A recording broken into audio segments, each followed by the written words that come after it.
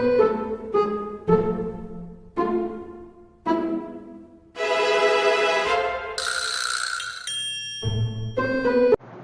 Her Mahadev. Standard 10 maths, chapter number 1 and chapter number 2. Chapter number 1 is about real numbers and chapter number 2 is all about polynomials. We have already uploaded. Check it and go through it. Okay. उसमें हमने exercise पूरी की पूरी calculation करके नहीं दिखाई है, but जो मेन कंसेप्ट है, जो चैप्टर गिनने के लिए आने चाहिए, जो एक्सरसाइज करने के लिए आने चाहिए, वो पूरे कंसेप्ट, उसमें कितनी मेथड यूज होती है, कौन से फॉर्मूलास यूज होते हैं, वो सब अपने ने समझा है। जितने क्वेश्चन छोड़े हैं वो आप कर लीजिएगा, कुछ नहीं आए तो कमेंट में पूछ लीजिएगा, हम उसका नया वीडियो बना देंगे। अब आज मूव करते हैं चैप्टर नंबर 3 पे। Chapter number 3 is pair of the linear equation in the two variables. बराबर। तो पहले तो होता क्या है, जैसे कि नाम है कोई चैप्टर का, pair of linear equations in two variables, मतलब आपको यहाँ पे जो इक्वेशन दी होगी उसमें दो वेरिएबल का यूज किया होगा, A B X Y whatever. आगे का जो पॉलिनोमियल था उसमें मैंने पहले चैप्टर स्टार्ट करते टाइम समझाया था, जिसने नहीं चेक किया वो चेक कर लीजिएगा। उसमें था कि पूरी इक्वेशन होती है, उसमें एक ही वेरिएबल होता है, एक्स तो सब एक्स से ही बना होगा, वाई तो सब वाई से ही बना होगा, ए तो पूरी इक्वेशन ए से ही बनी होगी। लेकिन यहाँ पे दो वेरिएबल, इसमें सीधा बोल दिया कि pair of linear equations in the two variables. बराबर। अब इसका कोई परफेक्ट फॉर्मेट नहीं होता है, जैसे उसमें था कि भाई स्टैंडर्ड फॉर्मेट क्या है पॉलिनोमियल्स का, तो X square plus B X plus C is equal to 0, that is the standard format of the polynomials, जो हर जगह पे एक ही यूज होता है। कि यहाँ पे कोई ऐसा स्टैंडर्ड फॉर्मेट है नहीं, फिर भी अपने यहाँ पे लिखते हैं, आपको समझ में आ जाए इसके लिए। मान लो कैसा लिखा है, 8x square plus 6y is equal to 3। तो ये हुआ pair of the linear equations in the two variables. यहाँ पे मैंने दो वेरिएबल यूज किए, एक्स और वाई। अब यहाँ पे ऐसा भी हो सकता है स्क्वायर ना भी हो, मतलब इसका कोई फॉर्मेट नहीं है। यहाँ पे हो सकता है यहाँ पे 10 पावर हो, यहाँ पे 1000 पावर भी हो, यहाँ पे प्लस हो, यहाँ पे माइनस भी हो, तो यहाँ पे ऐसा कुछ कोई स्टैंडर्ड फॉर्मेट है नहीं। लेकिन इसको pair of linear equation in two variables, तो टू वेरिएबल वाली अपने इक्वेशन बोलेंगे। चैप्टर इसके बारे में ही समझा रहा है, ठीक है। अब ये चैप्टर स्टार्ट करने से पहले इसमें टेबल आता है, ठीक है। वो टेबल अपने देखेंगे, वो टेबल जो आपके टेक्स्ट बुक में दिया है, बराबर। वो टेबल रिप्रेजेंट करता है कि दो इक्वेशन है, उसको a1 by a2, b1 by b2 और c1 by c2 के साथ उसको जब कंपेयर किया जाए तो कैसा ग्राफ बनेगा और उसका आंसर क्या आएगा, या फिर कितने आंसर उसमें से हम निकाल सकते हो पेयर का यूज करके, ठीक है। वो अपने को बोला है, अपने को वो समझना है। तो टाइम ना बिगाड़ते अपने सीधा वो टेबल पे चलते हैं। किसी के पास गाइड है तो मैं ये टेबल की बात कर रहा हूँ, ठीक है, और किसी के पास टेक्स्ट बुक है तो उसमें भी ऐसा टेबल दिया है, बराबर। टेबल ओपन करेंगे, बता दें 3 नंबर के दिन। तो जो टेबल है उसकी जो इक्वेशंस है मैं बोर्ड पे लिख रहा हूं। पेज नंबर 46 में ये दिया हुआ है, ये टेक्स्ट बुक है, बराबर। तो आप दोनों में से जो यूज कर रहे हैं आप उसके थ्रू जा सकते हैं, दोनों नहीं करने तो मैं बोर्ड पे लिख ही रहा हूं, ठीक है।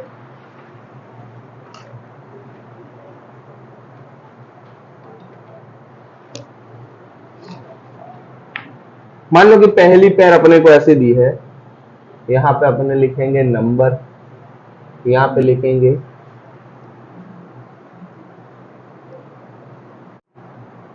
Serial number, pair of the equation,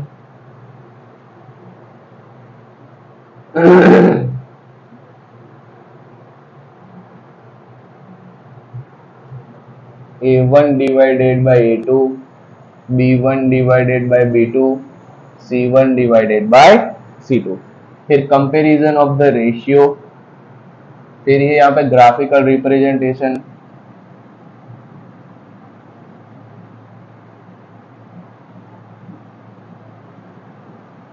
और है अलजेब्रिक इंटरप्रिटेशन, ठीक है। इतना दिया होता है, बराबर। अब मान लो कि आप लोगों को ऐसा दिया, ये आएगा तो ही आगे के सम आएंगे। इसके ऊपर से 2 टाइप के सम पूछते हैं, बराबर है, 1-1 मार्क के, 2-2 मार्क के, ज्यादा नहीं है लेकिन आने चाहिए। First one, 2x plus 3y minus 5 is equal to 0। दूसरा है 4x plus y minus 2 is equal to 0। ऐसा दिया है। अब यहां पे इसको a1 बोलते हैं, इसको a2, b1 b2, c1 c2 with sign. Plus है तो प्लस, माइनस है तो माइनस लिखना है। बोलो इजी। ओके, तो a1 डिवाइडेड बाय a2 तो 2 divided by 4, b1 by b2 3 divided by 1, c1 by c2 minus minus निकल जाएगा तो 5 डिवाइडेड बाय 2। इसके बीच में मैं रेशियो का कंपैरिजन करूंगा, ठीक है। अब 2 2 जा 4, तो इसका आंसर मुझे क्या मिलेगा, यहां पे मैं लिख रहा हूं इन ब्रैकेट 1/2, 2 2 जा 4 हो जाएगा ना, ठीक है। 3 1 नहीं उड़ेगा, 5 2 नहीं उड़ेगा, तो इसका ग्राफिकल रिप्रेजेंट का जो बोलता है कि रेशियो कंपैरिजन क्या होगा, तो रेशियो कंपैरिजन ऐसा होगा कि 1/2 sorry a1 by a2 not equal to b1 by b2 not equal to c1 by c2। तीनों एक जैसे नहीं है ना, यहाँ पे 1/2, यहाँ पे 3/1, यहाँ पे 5/2, तीनों सेम नहीं है। अगर ऐसा है कि a1 by a2 not equal to b1 by b2, तो इसका ग्राफिकल रिप्रेजेंटेशन बनेगा इंटरसेक्टिंग लाइन। क्या बनेगा, इंटरसेक्टिंग लाइन्स, ठीक है। तो ऐसा पूछते हैं कि ये भी इक्वेशन से कैसा ग्राफ बनेगा, तो इंटरसेक्टिंग लाइन्स वाला ग्राफ बनेगा। अब इसका अलजेब्रिक इंटरप्रिटेशन क्या आएगा, तो इसका अलजेब्रिक इंटरप्रिटेशन आएगा कि इसका सॉल्यूशन कितना होता है, ओनली 1, या फिर यूनिक सॉल्यूशन, ऐसा 2 भाषा में उसका मतलब वही हुआ। डन। अब दूसरा एक एग्जांपल लेते हैं, इसमें दी हुई दूसरी equation, 2x plus 3y minus 12 is equal to 0, 4x plus 6y minus 24 is equal to 0। बोलो डन। अब इसका भी देखते हैं, a1 बाई a2, तो 2/4, 3/6, 12/24, क्योंकि यहाँ पे माइनस माइनस निकल जाएगा, लिखने का कोई मतलब नहीं। तो इसका 2 2 जा 4, तो इसका आएगा 1/2, 3 2 जा 6, इसका भी आएगा 1/2, और यहाँ पे 1/2, क्योंकि 12 2 जा 24। इसका रिप्रेजेंटेशन क्या है, a1 by a2 is equal to b1 by b2 is equal to c1 by c2। अब तीनों सेम है, तो इसका ग्राफिकल रिप्रेजेंटेशन होगा कोइंसिडेंट लाइंस। क्या होगा,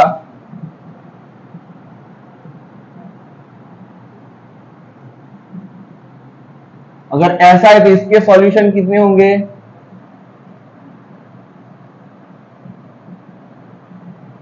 इसके सॉल्यूशन की कोई लिमिट ही नहीं होगी। बोलो डन। अगर थर्ड वन,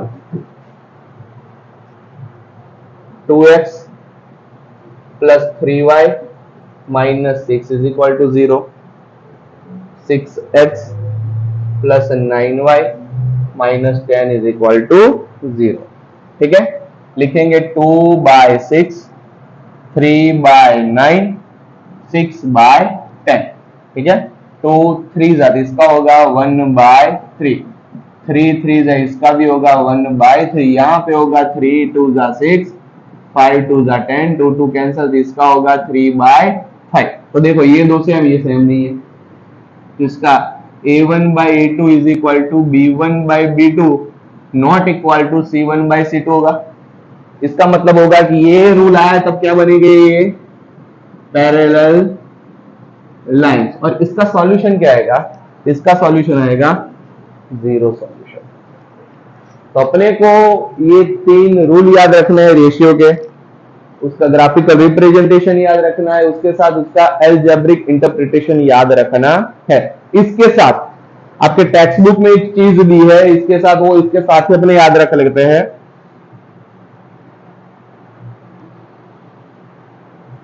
अगर ऐसा है तो ये पेयर हुई कंसिस्टेंट, ठीक है। अगर ऐसा a1/a2 b1/b2 c1/c2 तो ये हुई इनकंसिस्टेंस पेयर, ये भी कंसिस्टेंस पेयर हुई।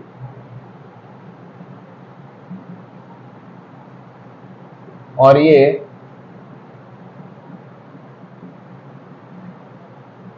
टाइप ऑफ द पेयर बोलते हैं बस। तो इसके ऊपर से 3 सम पूछते हैं, ऐसा इक्वेशन दिया होगा, उसको बोला कि रेशियो को कंपेयर करके आप उसका ग्राफिकल रिप्रेजेंटेशन समझाइए। तो आपको रेशियो कंपेयर करके 3 में से जो आया उस हिसाब से ग्राफिकल रिप्रेजेंटेशन बताना है। दूसरा पूछ सकते हैं कि ये इक्वेशन के ऊपर से रेशियो कंपेयर करके उसके अलजेब्रिक इंटरप्रिटेशन क्या आएंगे वो दिखाइए। तो 3 में से एक आंसर आ सकता है, वो दिखाना है। उसके अलावा is this two equation is the consistence और इनकंसिस्टेंस, ये कंसिस्टेंस है कि इनकंसिस्टेंस है। तो आपके रूल याद रखने हैं। तो अगर ये आएगा ग्राफ ऐसा है तो ये कंसिस्टेंस है, ये आएगा ग्राफ ऐसा है तो वो भी कंसिस्टेंस है। लेकिन अगर पैरेलल लाइन वाला ग्राफ आया तो इनकंसिस्टेंस है। आपको सीधा ही याद रखना है कि जिसका ग्राफ पैरेलल लाइन है वो इनकंसिस्टेंस है। ये याद रखना है, ये याद रखना है, ये याद रखना है, ये याद रखना है। सेक्शन ए सेक्शन बी में मोस्ट टाइम के क्वेश्चन इसके ही आएंगे। फिर रहे इसके अलावा 2 सम, इसके अलावा सिर्फ 2 ही सम है जो मैं आज समझाऊंगा। फिर नेक्स्ट में एक्सरसाइज पूरी करवाऊंगा। હું આજે 2 સમ કરાવું છું, પછી આગળ આખી एक्सरसाइज कराई, क्योंकि चैप्टर बहु आईएमपी। ओके, पहले मैं क्या कराऊंगा, और 2 टाइप के जो मेन सम आते हैं, सब्स्टिट्यूशन मेथड के सम और एलिमिनेशन मेथड के सम, वो मैं कराऊंगा। गुजराती में એને કહેવાય લોકની રીતના આદેશની રીત, બરાબર। તો જે લોકો ગુજરાતી મીડિયમ વાળા બાળકો જોઈ રહ્યા છે એના માટે પણ આ કામમાં લાગી જાય, ठीक है। ये तो आप लोगों ने लिख लिया, आगे बढ़ते हैं, ठीक है। मोस्ट टाइम की मेथड सब्स्टिट्यूशन मेथड, ठीक है। ये सम की इक्वेशन अपने को दे दी है, अपने को क्वेश्चन दे दिया है x + y = 14 and x - y = 4, ठीक है। अब ये दोनों का यूज करके आपको सब्स्टिट्यूशन मेथड को अप्लाई करके आपको x और y की वैल्यू फाइंड करनी है। ओके, इसको बोलेंगे इक्वेशन 1, इसको बोलेंगे इक्वेशन 2। पहले स्टेप देख लीजिए, सिर्फ क्या करना है वो देख लीजिए, फिर तो बहुत इजी है। मैं कोई भी एक इक्वेशन लूंगा, मुझे फर्स्ट सही लग रही है तो फर्स्ट, सेकंड सही लग रही है सेकंड, उसका कोई रूल नहीं, आपकी मर्जी फर्स्ट लो या सेकंड लो, कोई शॉर्टकट नहीं है, कोई रूल्स नहीं है, कुछ नहीं। आपको जो समझ में आए, आपको जैसे भी पाए करो, आपको आंसर मिलेगा, बराबर। मैं यहां पे इक्वेशन 1 ले रहा हूं, x + y = 14, टेक सब्स्टिट्यूशन, ठीक है। अब मैं x की वैल्यू बनाऊंगा, s = 14 और ये सामने चला जाएगा तो क्या आएगा, ये मुझे x की वैल्यू मिली, समझ में आया। इक्वेशन लीधी, x ने एनी जो आ इक्वेशन लीधी ऊपर वाली છે ને, આ x ने એની જગ્યાએ રાખે, = એની જગ્યાએ રાખે 14, अब y ને મેં સામે મૂકી દીધા તો મને x ની વેલ્યુ મળી ગઈ। તો હું x ની જગ્યાએ શું મૂકીશ, 14 - y, ઈઝી। હવે મેં કઈ ઇક્વેશન લીધી હતી, તેનાથી વધેલી ઇક્વેશન હોય ને એમાં x ની જગ્યાએ શું મૂકીશ, બરાબર। x - y = 4, put the value of x = 14 - y, बोलो डन। अब ये x की जगह पे मैं क्या लिखूंगा, ठीक है, x की जगह पे लिखूंगा 14 - y, अगेन -y = 4। ये y तो है, ये x की जगह पे मैंने इतना लिखा है, बोलो डन। अब 14 y कितना होगा, 2y = 4, सो -2y = 4 - 14 है, सामने चला गया तो माइनस हो जाएगा, तो यहां पे आंसर आएगा -2y = 14 में से 4 जाएगा, हाउ मच, 10, बट कैसा, माइनस, ठीक है।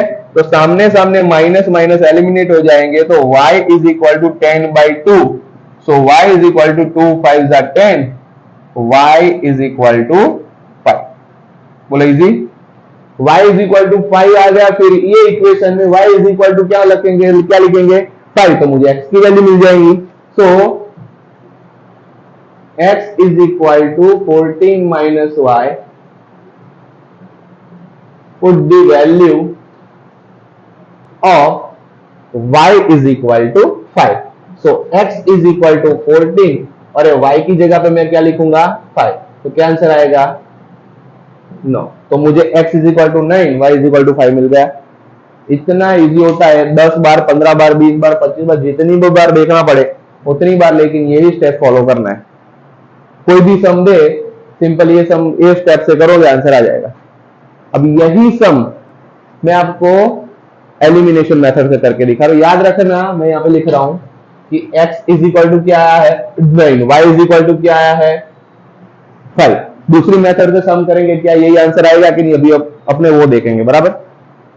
अब दूसरी मेथड एलिमिनेशन मेथड, अपने ने वही का वही क्वेश्चन रखा है, इक्वेशन 1 इक्वेशन 2, ठीक है।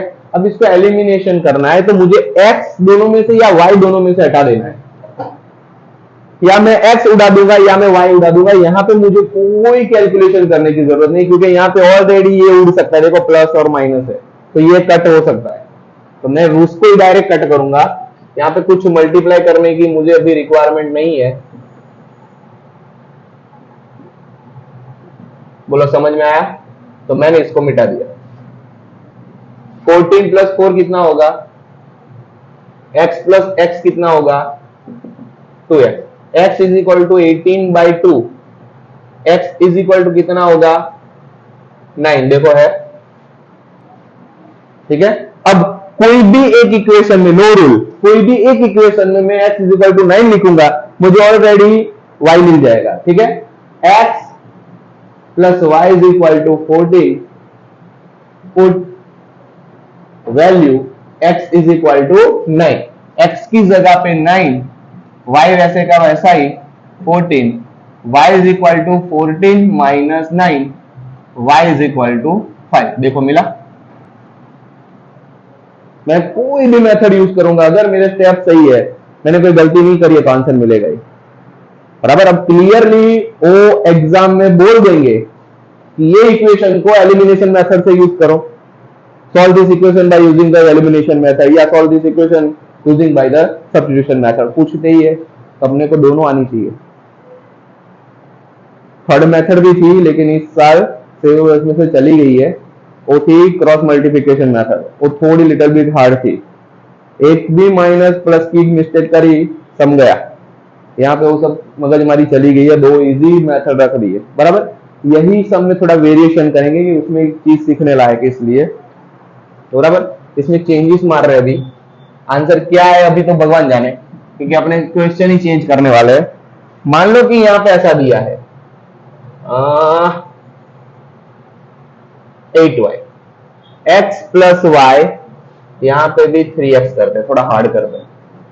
तब मैंने चेंज करा है, मैंने इक्वेशन के जो क्वेश्चन है चेंज करा, x plus Y is equal to 14, 3x minus 8y is equal to 4। अब तो ना ही x उड़ रहा है ना ही y उड़ रहा है, तो मुझे यहाँ पे दिमाग लगाना पड़ेगा, मुझे x या y को सेट करना पड़ेगा।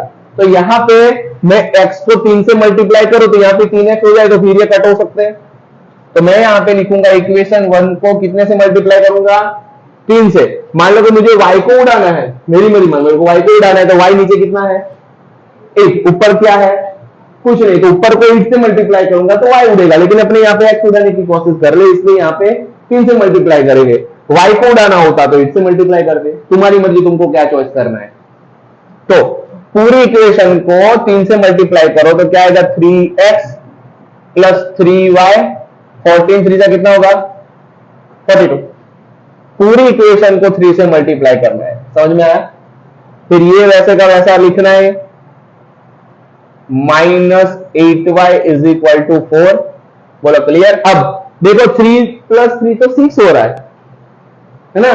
तो यहां पे मैथमेटिक्स ने अपने को एक है ना छुट्टी दी है, एक है ना अपने आप एलिमिनेट करने के लिए अपने साइन चेंज कर पाए, वैसा अपने को यहाँ पे अलाउंस दिया है। तो अपने ये जो प्लस है उसको माइनस कर देंगे, सबकी साइन इंसर्ट चेंज कर देंगे।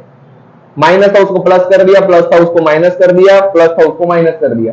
मैंने ऐसा करा तो ये निकल सकता है, देखो 3x में से 3x गए, अब 8 में 3, अब ये प्लस है तो 8 प्लस 3 कितना होगा, यस 42 में से 4 जाएंगे, कितने बचेंगे? 38। So y is equal to 38/11 answer आएगा। अब ये कट नहीं हो सकता, तो यही आंसर रखना पड़ेगा। मैंने इक्वेशन चेंज करी, इसलिए आंसर चेंज हो सकते हैं। बराबर। अब आगे कोई भी एक इक्वेशन में y इज इक्वल टू 38/11 रखूंगा तो मुझे x मिल जाएगा। तो अपने पहले इक्वेशन में रखते हैं, x plus Y is equal to 14, put y is equal to 38/11, x plus 38/11 is equal to 14। So x is equal to 14 minus 38/11, इसको मैं सामने ले गया, यहाँ पे मुझे एलसीएम लेना पड़ेगा। x इज 11 1 जा 11, मल्टीप्लाई करना जिया 14 मल्टीप्लाई बाय 11, अब एनु मल्टीप्लाई 154 154 38 1 जा 38, 154 માંથી 38 કાઢ,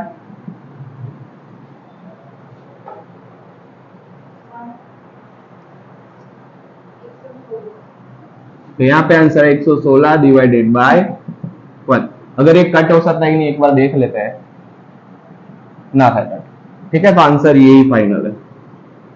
और ये तो मैंने चेंजेस करे थे सिर्फ आपको सिखाने के लिए, ताकि आपके टेक्स्ट बुक में ऐसा नहीं होगा। ये जस्ट मैंने अपने आप ही चेंज किया, इसलिए ऐसा कुछ आंसर आता है। जैसे मल्टीप्लाई भी एलिमिनेशन मेथड में करना पड़ता है, आपको कौन सा उड़ाना है।